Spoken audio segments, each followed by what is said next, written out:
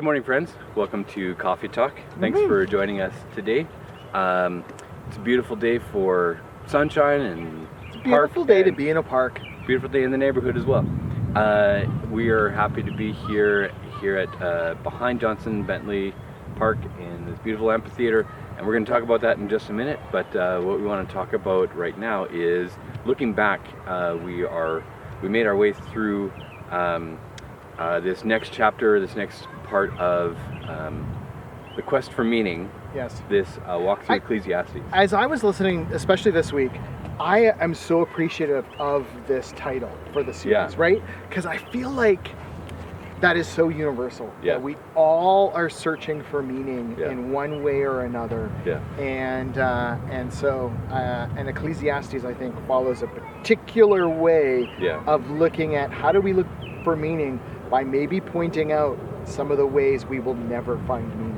Yeah. If that makes sense. And I feel like this week especially kind of hit that. If you're looking for meaning here, keep looking, because you're not going to find it. I've tried.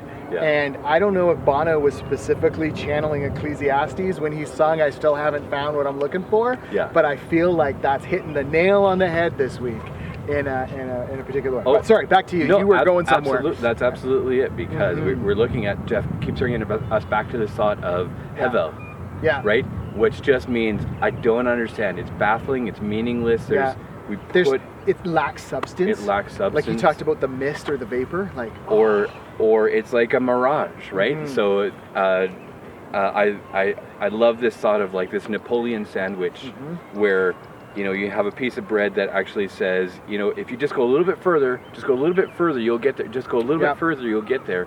And you're running after this mirage that just keeps moving along, that foiled Napoleon and his army, and it's interesting how much we are drawn to that sometimes, and we don't always see that mirage. We think it's real, and especially in the topic that is being brought up, which is wealth and finances, that I think as humans, I want to say as a society, but actually I think this is a human thing. We have that sense of being drawn towards these things that say they're going to satisfy, and they truly don't. Either because they are because of the essence of them, or because there's just not enough, right? Like we feel like if there's that line in the sand, we just gotta cross that point, then we'll be happy. If we go, just about, if you go a little bit more, you'll be happy, right? Somebody said, well, how long is a piece of string, right? How much do you really need in your life? How much do you need to be happy? When is the right time? There's all these things that actually are a challenge in this sense as well. And so, this teacher leads us through the sense of, well, here's one thing: wealth doesn't satisfy. Yeah. And I think as Christians, we kind of get that for the most part. But what if we were to take that word of wealth and actually say, maybe it's not just wealth, maybe it's a lot of things in life that we don't always think about. Wealth especially, because this is what's being commented on, and that's really something that kind of thing I think draws at us a little bit and kind of pulls us in. I think it's on everybody's mind, right? Yeah. Like, interestingly enough, I got a call from my credit union this week because I have a GIC that's about to expire or mature, and they're like, what do you want us to do with it? Yeah. And after, we talked through the options and stuff, I hung up the phone and I went, man, if that was my only investment, I could retire for a month, right? Like, it's such a small amount. Yeah. I'm like, oh, I'm so glad that's not it. I'm like, okay, so then what do I need? And we have those conversations and thoughts when we're younger of what, if I'm going to one day go, I have enough. Yeah. What does that look like? Yeah. And that feels like a moving target. Yeah, it does. Yeah. And yet, I've also sat down with somebody and they've said, here's this dollar amount. If you just get to that, you'll be set for life. Right. Oh, interesting. Interesting that we can throw a number on it and then realize, from the world's wealthiest people who have ever lived, somebody like the teacher, probably Solomon, who had literally everything, and he said, actually that number doesn't matter, because the satisfaction that you receive is not in that. Yeah. Right? So you're always chasing after. And not only that, we think because we have all that wealth to kind of like it's a nice little blanket or a mattress for us to lay on. It's our security, right? If I just have this much, Yeah. I'll be secure. I'll be happy. It'll be just enough, right? Hi there. This is an editor's note. So as we were recording the other day, we were having an issue with our memory card, and so it just kind of stopped. So even though we were enjoying our filming outside, it just stopped out of nowhere, and so I'm just going to finish that thought. So we were talking about this sandwich of that wealth doesn't satisfy, but continuing on in that idea of security that we find when we think that all is well because we've gotten to this particular point. But that's such an elusive thing as well, because if you have plenty, like we were talking about the teacher had, who was probably Solomon, probably had everything in the world that could ever be wanted, and he got to the end and said, actually, A, it doesn't satisfy, and B, it probably is just something you have to try and protect all the time. And whether you have lots or little, it seems like that there's always that elusive pulling you forward. But what's interesting is that in the middle of that sandwich that Jeff led us to was this idea that what's better in all of this, it's understanding that God longs for us to live a simple and quiet life in all godliness and holiness, as it says in our New Testament. That God is asking us to say, okay, God, I've received everything that I have from your hand. I want to use it for your glory. And how I do that really matters. And I think that's really what's at the center of that Napoleon sandwich, as we were calling it the other day. And so church, can I challenge you and encourage you in that all that you have in your hand is not necessarily for your security or your comfort or your satisfaction, but actually all that God has given you in your hand, whether it's lots or whether it's little, there's an opportunity there to do his will, to be satisfied in that, and know that he has given you this much to steward for his honor and glory, and not for your own. That's really easy for some of us to say that feel like we maybe have lots of resources to work with. In our modern society, there is such gap between the wealthy and the unwealthy, and yet it's all relative, because you can have very little and be very satisfied. You can have very little and be unsatisfied. You can feel unsecure and always trying to push for that climbing of the ladder, whether you have lots or little.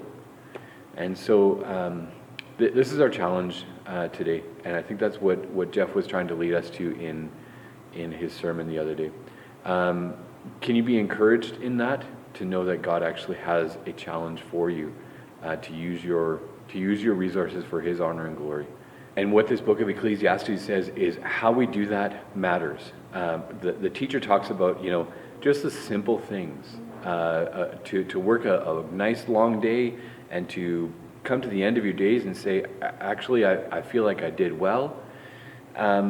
That also can become its own pursuit as well too, because then work becomes the motivation, or the rest becomes the motivation. All of these things can be pursuing our sense of satisfaction. And so our challenge then in this is trying to see where is good balance. Chris and I were talking about, after the camera shut off, we talked about this idea that sometimes what you need actually is a good sandwich, but a sandwich actually has nice balance to it. It has a little bit of this, a little bit of that, and too much mustard it can throw the whole sandwich off, or too much of this other thing can actually throw the whole mixture off. But to honor God with all that we have, and to realize this has been given to me for a time as this, I want to use it for him.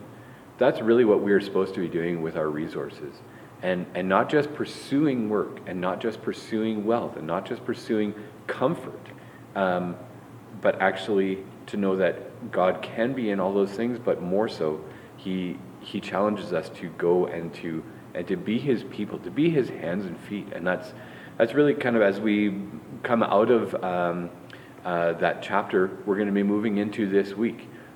This coming Sunday, Lyndon Dojon, who is one of our supported missionaries with Global Aid Network, GAIN, he's going to come speak with us on Sunday morning, and so you can be looking forward to that. He's a great speaker who we know very well around here, and we're excited to hear from him and what God is doing in his ministry, and how even his recent trips to Tanzania and Benin have kind of been shaping some of those things, and so it's really exciting. So that is this coming Sunday on the 28th. A couple days later, we're actually, it's Canada Day. So there's an opportunity for us to be a part of our community and to just be in relationship with people. And so that's actually what we're asking of some of you. If there's still an opportunity for you to sign up, please let Pastor Chris know right away. If you're available, we're doing this short bubble time to simply connect with our community. And there's a couple more spots open. Thank you to those who have signed up already. It's an exciting day. And so just to head down to the park where we were actually standing just a minute ago, and to just blow bubbles, and to just, you might feel like, okay, that's just for kids, or, I'm not really, actually, it's for anybody. There's joy in even just blowing some bubbles and to just have fun with it. And that's really what we are planning to do. That's how we're going to connect with people. That's how we're going to be salt and light to people, is to just begin with a connection point and a conversation, and we're going to do that through just celebrating Canada Day down at the park. So you can head down to that. Don't forget, about 12 days later is our VBS, and that begins on that third week in July. And so we're still looking for some help, but we would love some registration. But you need to register right away. Please follow this QR code to register for that, or you can pick up one of the cards in the foyer and just hand them out to friends, neighbors, and just bring our community together around this fun time together. And so, though I was in the park the other day, we're here in the sanctuary just kind of finishing this up, but thanks for being with us today, and thanks for hanging out, and we will see you Sunday.